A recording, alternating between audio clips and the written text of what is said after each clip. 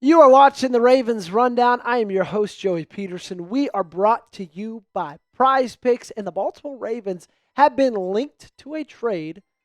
Vikings wide receiver Jordan Addison. We already know he can ball out in purple. Maybe he wants to change the shade a little bit and go from Minneapolis to Baltimore. We'll break down what the insider had to say, as well as I'll give my take whether this is realistic or not. But something that is very realistic is us getting to 50,000 subs very, very soon. So if you have not yet, hit that subscribe button. I think we're like 600 subs away. I'm going to go nuts when we hit it. It'll be the biggest moment in channel history. So help us out, Ravens fans, and join us. Help yourself out for daily free Ravens content. The Ravens wide receiver room is strange this year. And that's kind of my word for it right now, because it's June. There are still so many unanswered questions. So as we sit here, it's kind of weird, right? Because you got Zay Flowers. You love Zay Flowers. But then you got Bateman, Walker, the two rookies, LaJohntay Wester. And I kind of feel like there's only one locked spot in that entire group, and it's Zay Flowers locked in at the 1. Other than that, your wide receivers 2 through 5, your wide receivers 2 through 6, how they fall between Bateman, Tez, Surratt, and Lane, I see endless combinations. Any of those guys could step up to be a 2. Any of those guys could fall back to be a 5. Because if you look at the guys past Flowers, you got Rashod Bateman, who through 5 seasons, his average is 429 yards a season, which is fine.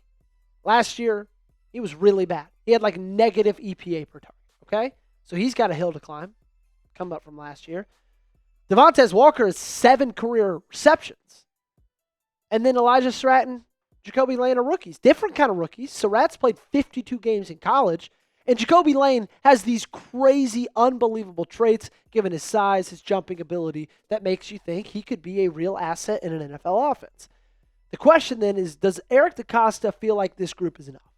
Or does he feel like there are too many question marks with this group, especially when you add in the fact that Mark Andrews is your only really known commodity in the tight end room? You don't have Isaiah Likely anymore. It's Andrews, Smythe, and then 2 rookies in Hipner and Cuevas. And if he does not feel like it, maybe he wants to go out there, make a trade, and maybe that trade is for Jordan Addison. Jason La Canfora says he's a more polished, most impactful version of Kayshon Boutte, who wouldn't cost that much more in the short term while he's on the rookie contract. He'd be another dynamic playmaker. While not perhaps the ideal height, he plays plenty big.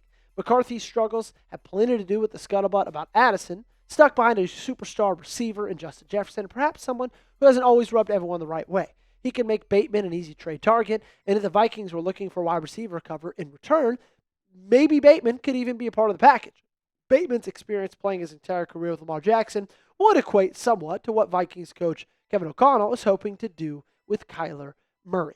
And Jordan Addison has had a very impressive start to his career. Now, he did kind of take a step backwards last year a little bit, but, that's having to do most likely with the quarterback play that they had there in Minnesota with J.J. McCarthy. But, 911 yards and 10 touchdowns as a rookie. Year 2, 870 yards and 9 touchdowns. He had 19 touchdowns in his first 2 seasons.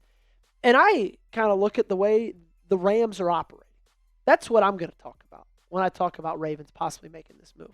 Because the Rams are operating at a level where, hey, they believe we have the ability to win a Super Bowl this year. We're going to make sure that we have everything in place. And if you don't feel good about your wide receiver 2, which is a very important position in this league, maybe you could say, you know what the Rams have, and F them picks, man. Let's just get a guy in here we can trust. I'd offer Bateman in a 3rd, maybe even a 2nd. That one I'd have to kind of debate you over. But, man, I think Bateman has run its course. I get it, he was a first-round pick, but he showed us what he is through 5 years in the National Football League. I think Jordan Addison would be a very fun complement in this offense. Ultimately, I'd be very surprised if this deal ended up happening. Maybe at the deadline is the way to look at it. Okay, I don't think it happens in the offseason, but if Minnesota feels like they're getting good production from guys behind Jordan Addison and they want to move on from him, then maybe this is the time where Baltimore makes that move if they feel like they're not getting good production behind Zay Flowers. Should the Ravens trade for Jordan Addison? Give me a yes or a no down below in the comment section. Real quick, I got to tell you about our awesome friends at Prize Picks, the sponsor of today's show, America's #1 sports picks app, and they're number one for many reasons. I think my favorite thing about Prize Picks is how easy the app is to use. All you got to do is pick more or less on a few player stat projections. I say this a lot, but if my dog Applesauce had opposable thumbs, I promise you she'd play it every single day because she plays it when she's sitting right next to me on the couch when I'm placing my Prize Picks lineup. Like this one. I've got a 2-pick power play on the more on Lamar Jackson, 22.5 passing touchdowns. Also, even though we don't really love him, took the more on Josh Allen, 24.5 passing touchdowns. I feel like those two are, going to have big years, especially Lamar, 22.5 plus passing touchdowns. Are you kidding me? 2 years ago, he had 41. So I'm definitely taking the more there. And you should as well with our friends at Prize Picks. New users, download the Prize Picks app today. Use code HMA when you play your first $5 lineup to receive $50 in lineups. That's code HMA when you play your first $5 lineup to get an extra $50 in lineups with Prize Picks. Clickable link to download the app is in the comments and description of today's show. All right, let's do mailbag for the rest of our program, probably around 4 minutes.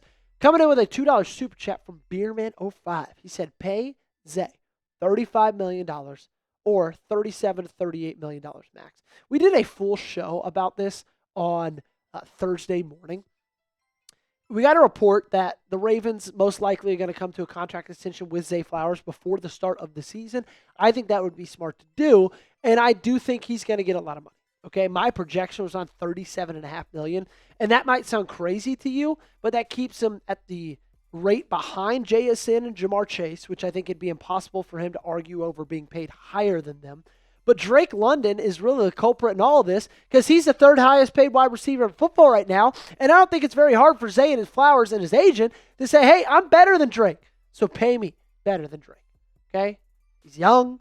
Everybody loves him. Lamar loves him. He's a hard worker. He's very durable. I think he could easily get $37 million a year. Christian Malley, how confident are you about the Ravens with Minter this season? I am so confident, man. I like I said a lot, I don't like to use the G word, but I'm close to guaranteeing a double-digit win season for Baltimore. I get it. You got a new head coach who's never been a head coach before, but you know what he's been? A defensive coordinator. He's going to be your defensive play caller, and your defense was your biggest deficit. And, man, as long as you got Lamar healthy and Derek healthy and Zay healthy, I think your offense is just going to ball no matter what. It was really the defense in the last 2 years. It's kind of screwed this team over, and now you got one of the best defensive minds in the game right now as your play caller. You added Trey Hendrickson. You added Calais Campbell. You might get Najee BK back. This team is going to be so good. Hot take. Lamar's getting 50 touchdowns. Back to Beerman. That is a hot take. Now, 50 total? I don't think that's crazy. This Declan Doyle offense, man, is going to be explosive. It's going to be exciting. But, hey, man, I would love to see more than 40 this year. I'm being honest with you. Rip Aries, do you think we pick up new players after the 53-man roster cutdown? It depends what you mean by after. If you mean like week after, maybe we'll pick them up for the practice squad. I doubt we're going to sign anybody to the active roster. But I think deadline could be quite active this year, especially given the fact that this Ravens schedule starts off very fortuitous for Baltimore. If we think about who they play in the first 8 weeks of the season, it is the Colts. They missed the playoffs. Saints, they missed the playoffs. Cowboys, they missed the playoffs. Titans missed the playoffs. Falcons missed the playoffs. Browns, Bengals missed the playoffs. You have to wait until your 8th game to play a team that made the playoffs last year. And at that point, after that week, you got the trade deadline. So there's a real chance where you're sitting with anywhere from 5 to 7 wins after the first 8 weeks of the season. And you might be thinking, man, we've got a couple of pieces that we need to add. Let's do it in the deadline, and let's go make a run for the Super Bowl. Blue Squid Guy edit. Joey, would you sign Ethan Pochich if you had the chance to? I think I would. Obviously, I'd want to get the workout, see how he looks. I think I'd have to see how it kind of goes with the politics of this offensive line room and what everybody kind of like, I don't know, where everybody's sitting right now, how people look. It's just hard for me to answer that without being in the building and seeing how these guys look. But yeah, 100%. Hot or cold take, Vanga will be the next Zach Martin. I don't think that's very hot. It's a hot take because Zach Martin's like a first ballot Hall of Famer, he's probably the most underrated offensive lineman in the last 10 years in the NFL. But I think Vanga's going to be really good as well. I think he's going to be an absolute baller. Jack, LSU, Lamar Jackson's 2026 season hinges entirely on mastering a brand new offensive scheme under center, while navigating a looming contract extension to fuse his massive 2027 cap hit. When you put it like that, it is a lot of pressure on Lamar, but he loves this new scheme, and I don't think you can call it an under-center scheme. I think it is a scheme that goes under center more than he's probably used to, but like he's done it a ton this last couple of years, and he's been great at it. Lamar's really good under center. Hey, Joey, what do you think of the Vols alum Nate Mint replacing Giannis in Milwaukee? I'm giving you my honest opinions.